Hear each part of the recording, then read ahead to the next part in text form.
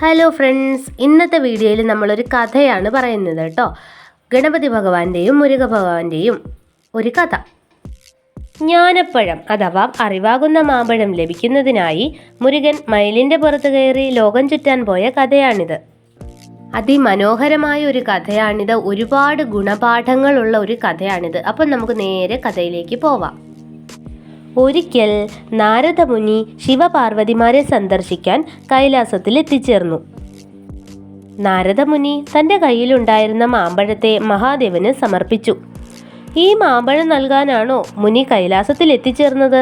മഹാദേവൻ നാരദമുനിയോട് ചോദിച്ചു. മുനി പറഞ്ഞു, ഭഗവാനെ, ഇത് ജ്ഞാനപ്പഴമാണ്. ആരാണോ അറിവിൻ്റെ ഈ മാമ്പഴം ഭക്ഷിക്കുന്നത് അവർക്ക് ശാശ്വതമായ അറിവ് ലഭിക്കും. ഇതാണ് ഈ മാമ്പഴത്തിൻ്റെ സവിശേഷത. എന്നാൽ ഒരു കാര്യം പ്രത്യേകം ശ്രദ്ധിക്കേണ്ടതുണ്ട്. ഒരാൾക്ക് മാത്രമേ ഈ മാമ്പഴം ഭക്ഷിക്കുവാൻ സാധിക്കുകയുള്ളൂ. നാരദമുനി ഇത് പറയുന്ന സമയത്ത് ഗണപതിയും മുരുകനും ഒരുമിച്ച് അവിടെ എത്തിച്ചേർന്നു. മാമ്പഴം കണ്ടപ്പോൾ അവർ അത് വേണമെന്ന് ആഗ്രഹിക്കുകയും പിതാവിനോട് ആവശ്യപ്പെടുകയും ചെയ്തു. തൻ്റെ പുത്രന്മാരെ ഒരുപോലെ കാണുന്ന മഹാദേവൻ ആശയക്കുഴപ്പത്തിലായി.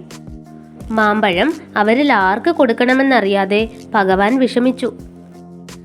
ഒടുവിൽ നാരദമുനിയോട് തന്നെ ഇതിനൊരു പരിഹാരം കണ്ടെത്താൻ മഹാദേവൻ നിർദ്ദേശിച്ചു. മഹാദേവന്റെ അഭ്യർത്ഥന മാനിച്ച നാരദ മഹർഷി ഗണപതിയോടും മുരുകനോടുമായി പറഞ്ഞു, ആരാണോ 3 പ്രാവശ്യം ലോകം ചുറ്റി ആദ്യം എത്തുന്നത് അവർക്ക് ഈ മാമ്പഴം സ്വന്തമാക്കാം. ഇത് കേട്ടയുടനെ മുരുകൻ തൻ്റെ വാഹനമായ മയിലിൻ്റെ പുറത്ത് കയറി ലോകം ചുറ്റാൻ യാത്രയായി.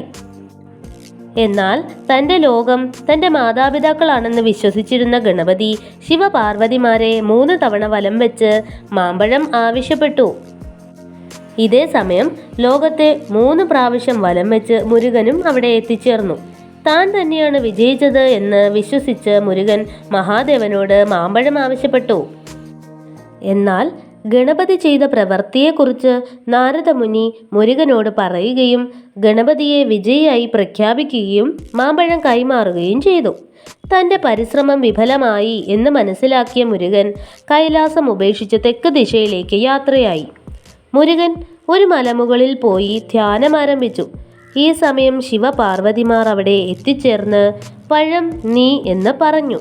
അതായത് ജ്ഞാനപ്പഴം നീ തന്നെയാണ് മുരുക എന്ന് പറഞ്ഞു. ഈ സംഭവത്തിന് ശേഷം ആ സ്ഥലം പഴനി എന്ന് അറിയപ്പെട്ടു.